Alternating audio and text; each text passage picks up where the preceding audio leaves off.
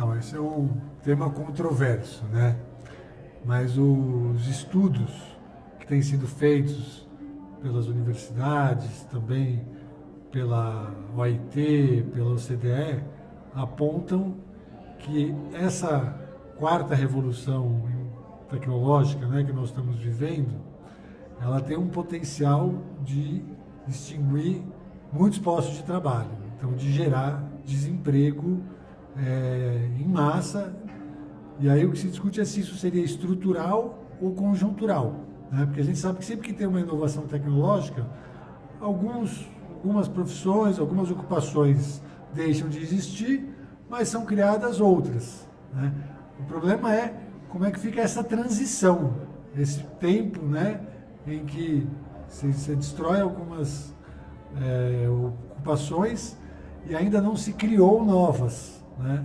Então, por isso que a gente sempre defende que tenha uma transição justa, né? Que seja uma transição fruto de diálogo social, negociação coletiva, para que tenha uma transição justa e as pessoas que serão afetadas pelas novas tecnologias possam se recolocar em outras ocupações, outras profissões, outros setores, outros mercados, né? E aí, pegando esse gancho, eu queria que você falasse um pouquinho do que você falou ali embaixo sobre a renda básica universal, que eu acho que é uma coisa ainda muito pouco discutida. Para a gente aqui ainda parece uma coisa fora da realidade. Qual que é a importância disso? O que é, né? Eu acho que não conhece a importância disso. Porque o que inclusive a Organização Internacional do Trabalho debateu agora recentemente, com essas novas tecnologias, a gente tem um ganho de produtividade muito elevado, mas ao mesmo tempo esse risco de desemprego em massa estrutural. Então tem que se pensar formas, né, de garantir condições de vida digna para essas pessoas que seriam excluídas do mercado de trabalho.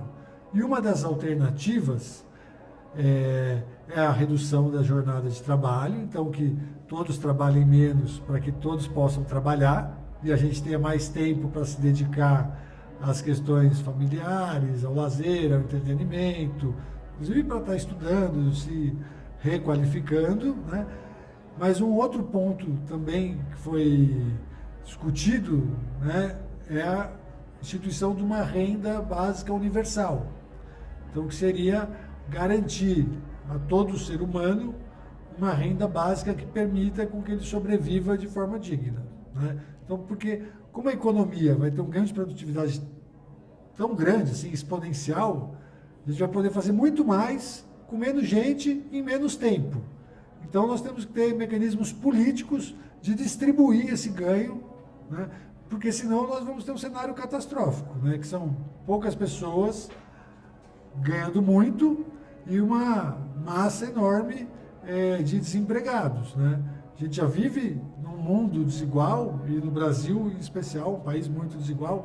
Se a gente não atuar para conter essa concentração de renda e esse aumento da desigualdade, socialmente isso é catastrófico e mesmo economicamente se torna inviável, porque as pessoas não vão ter nem poder para consumir os produtos que serão produzidos, né?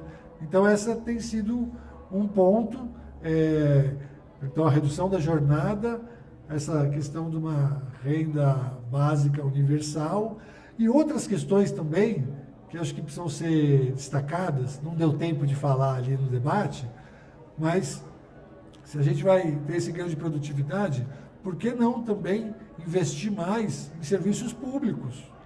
E, inclusive, ocupar as pessoas, porque a gente sabe que a extinção dos postos de trabalho, ela não vai se dar da mesma forma em todos os setores. As atividades mais repetitivas, rotineiras, elas tendem a ser substituídas pelas máquinas. Agora, todas aquelas atividades que exigem o exercício da alteridade, da empatia, né, se colocar no lugar do outro, olhar no olho, ter um contato humano, elas vão continuar existindo e podem até ser ampliadas. Então, Por exemplo, investir em saúde pública é estratégico, até porque nós vamos viver mais. Então tem que ter serviço de saúde pública, serviço de cuidador de idosos, tudo isso são novas ocupações, ou ocupações que já existem, mas que vão ser ampliadas, né? Investir também em educação, né? Porque as pessoas vão cada vez mais ter que aprender a aprender. Então, se você vai ter que mudar, às vezes, de profissão, você tem que reaprender.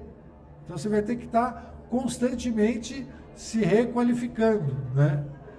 E também investir nessas atividades de recreação, esporte, cultura, porque essa é a chamada economia criativa, que essa é insubstituível, né?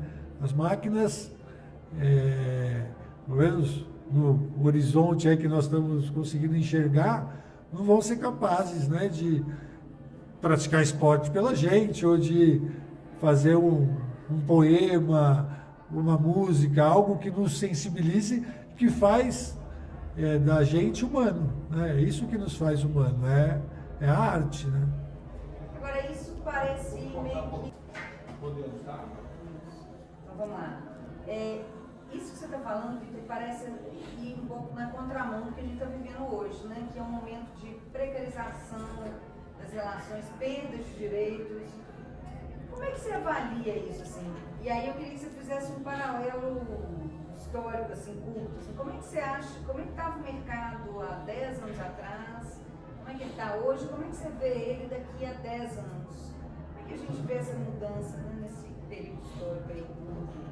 Tá. A gente pegar desde esse século, né?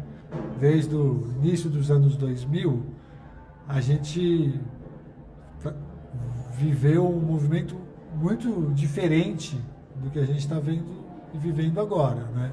Então houve todo um processo com o crescimento da economia, né? Com a melhora da distribuição de renda, houve geração de novos empregos e formalização desses empregos, né? Então a gente viu isso durante todos os anos 2000, né? Especial na segunda metade dos anos 2000. Aí nós temos um marco ali, que é a grande crise econômica internacional, né? Que ocorreu em 2008, 2009.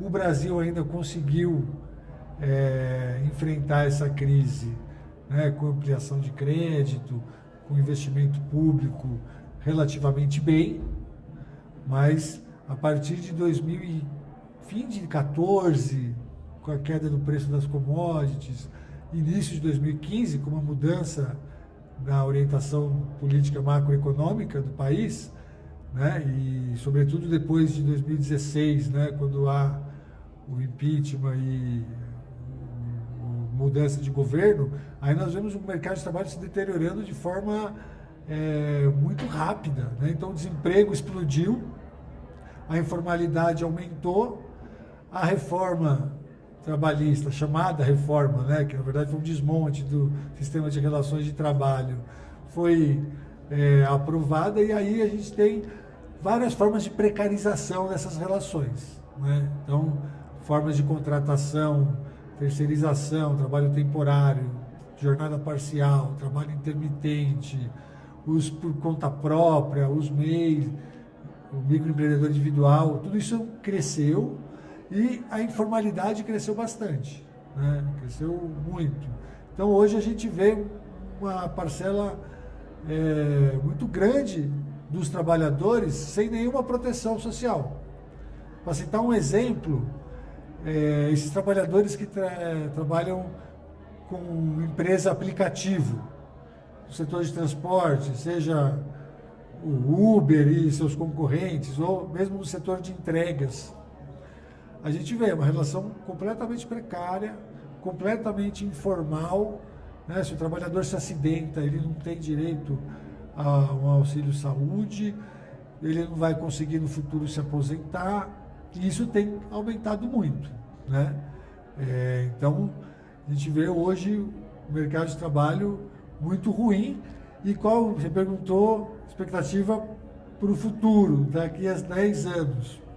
Sempre difícil fazer previsões, mas né, se continuar, a tendência é isso se agravar ainda mais, se deteriorar ainda mais, né?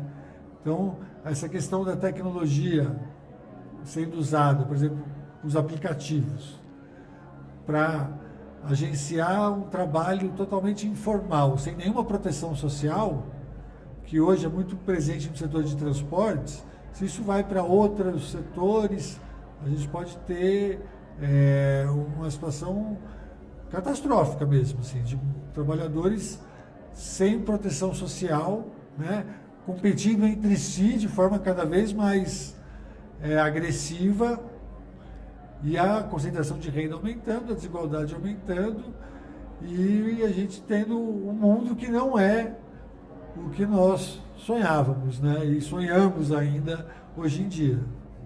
No evento você falou muito como é que a gente lida, né? Como é que a gente lida com essa precarização, com esses problemas, qual é o caminho para isso? Tá. Então, essas mudanças, elas a princípio nos levam a pensar as coisas individualmente, né? A individualizar as relações, a cada um buscar por si próprio, sozinho, uma saída. Mas isso acaba, no fundo, colocando só um contra o outro, um competindo com o outro, um buscando uma vantagem em relação ao outro. E a gente sabe que o melhor caminho para os trabalhadores é quando eles buscam saídas coletivas, né? Então, quando eles se juntam e, a partir do princípio da solidariedade, né, se unem e aí se fortalecem para conseguir outros caminhos, né? A gente não tem ainda qual é esse caminho, né? Quais são essas alternativas, mas se a gente construir em conjunto, a probabilidade da gente conseguir uma saída mais benéfica, né, para todos é melhor, né? Ok, perfeito. Vitor, uma última pergunta. O que você acha que é importante a gente deixar registrado para esse público específico aqui do evento? Assim, são jovens, trabalhadores de um banco público, então você está ali ainda naquele meio, naquele trabalho que pressupõe a estabilidade, mas no meio de tantas mudanças, de tantas precarizações. O que é importante deixar para reflexão desse grupo? Tá. Eu acho que é importante destacar que trabalhar na Caixa, trabalhar num banco público, é diferente de trabalhar num banco privado ou em outra empresa qualquer, né? Porque os bancos públicos, eles têm um papel social diferenciado, né? Então, são eles que vão atender as pessoas nos municípios onde os bancos privados não estão, né? São eles que vão dar o crédito subsidiado para a pessoa poder comprar a sua casa própria, vão investir investimento de longo prazo em infraestrutura para ter saneamento básico, para ter energia elétrica. Então, eles têm esse papel que vai além de só dar um lucro e remunerar os seus acionistas o máximo possível, né? Ele tem um papel que é uma relação com a população brasileira, né? Então, acho que isso, para quem trabalha na Caixa, é um trabalho com um propósito, um sentido, né, de uma realização que vai além só do salário, da PLR, né, enfim, de outros benefícios que possa ter. Claro que isso é importante, mas é um trabalho que também cumpre uma outra função, e aí por isso a importância de defender os bancos públicos, né? Porque é o que garante que as pessoas que mais precisam tenham acesso a crédito.